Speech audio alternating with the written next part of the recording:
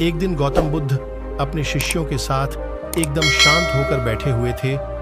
उन्हें इस तरह से बैठे देखकर उनके शिष्य चिंता करने लगे कि कहीं वह अस्वस्थ तो नहीं है। तभी उनमें से एक शिष्य ने पूछा कि आज आप इस प्रकार मौन क्यों बैठे हैं? क्या हम शिष्यों से कोई गलती हो गई है?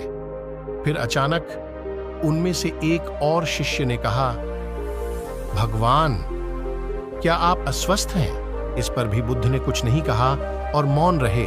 किसी को कुछ भी समझ में नहीं आ रहा था। सभी ने सोचा कि बुद्ध को आखिर हो क्या गया है। तभी अचानक से एक हाँफता हुआ आदमी वहां पहुंचा। उसको बुद्ध के पास पहुंचने से पहले उनके शिष्यों ने उसे रोक लिया।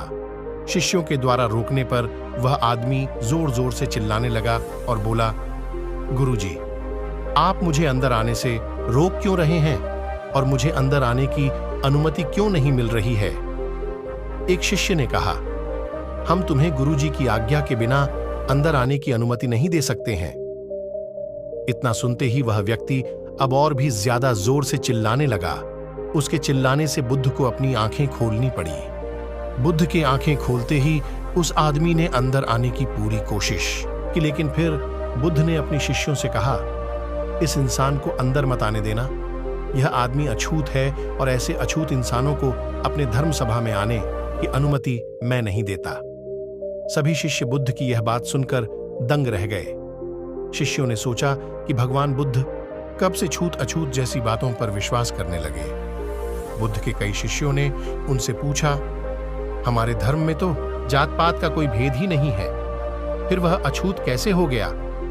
फिर बुद्ध ने समझाया, आज वह इंसान क्रोधित होकर यहां आया है और क्रोध से इंसान की एकाग्रता भंग हो जाती है। क्रोध में व्यक्ति मानसिक हिंसा कर बैठता है, इसलिए जब तक वह क्रोध में रहता है वो अछूत ही माना जाएगा। इसलिए उसे कुछ समय एकांत में ही रहना चाहिए। क्रोध से भरा शिष्य भी बुद्ध की सारी बातों को ध्यान से सुन रहा था। अब उसे पश्चाताप हो रहा था। अब वह समझ चुका था कि अहिंसा ही महान कर्तव्य और परम धर्म होता है। उसे अपने किए गए व्यवहार पर बहुत पछतावा हो रहा था। वह बुद्ध के चरणों में जा गिरा और आगे से क्रोध न करने की शपथ ली। बुद्ध का यही मतलब था कि क्रोध में आदमी अनर्थ कर देता है, ऐसा कुछ कर देता है जो उसे नहीं करना चाहिए। हालांकि बाद में उसे अपने की पर पछतावा होता है। असली मायने में देखा जाए तो क्रोधित व्यक्ति अछूत हो जाता है और ऐसे में उसे अकेला ही छोड़ देना चाहिए। क्रोध करने से तन, मन और धन तीनों का नुकसान होता है।